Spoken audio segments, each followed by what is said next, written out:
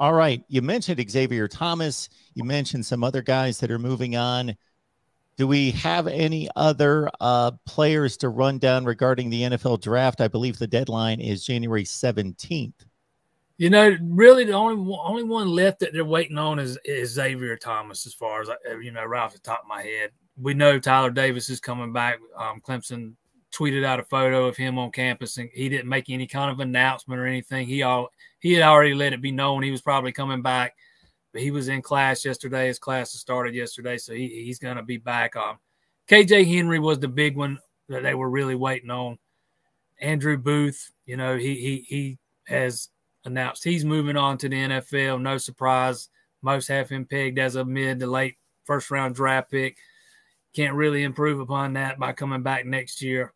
But outside of that, you know, Thomas is really the last one they're waiting on.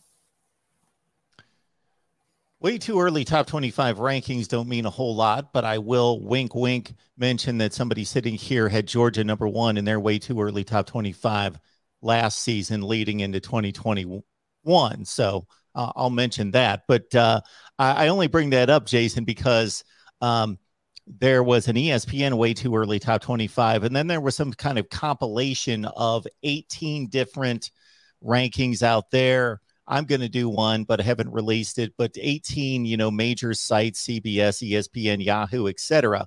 But the one on ESPN, what caught my eye as I just whipped through it real quick, didn't look at the particulars or the reasons why. NC #9 ahead of Clemson, about 5 spots ahead of Clemson.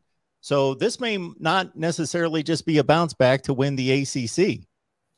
Yeah, that I did something on the, you know, I put together something at allclemson.com a couple of days ago about all, you know, several of the way too early top 25 rankings that had already come out.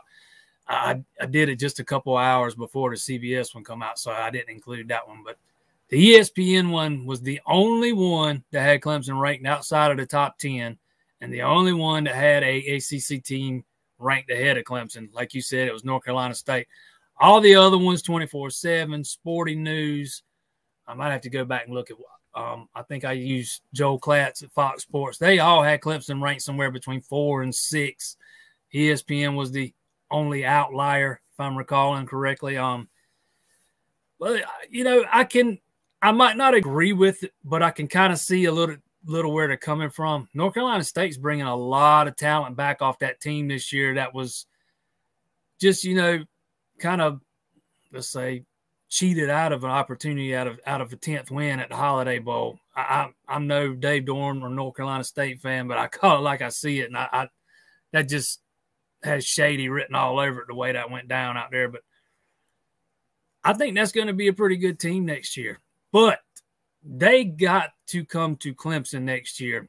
They have not won in Clemson. I can't even tell you how long it's been off the top of my head. 2002, 2003. It's been a long time. Maybe not Phillip Rivers time. Yeah, it might not be been quite that long, but it's been a long time since North Carolina State's won in Death Valley. That's a big monkey they've got to get off their back. They you know, they beat Clemson for the first time in more than 10 years last season, getting that monkey off their back. But there's another one they got to get off their back if they want to finish ahead of Clemson in the ACC and really kind of stake their claim at the top of the Atlantic.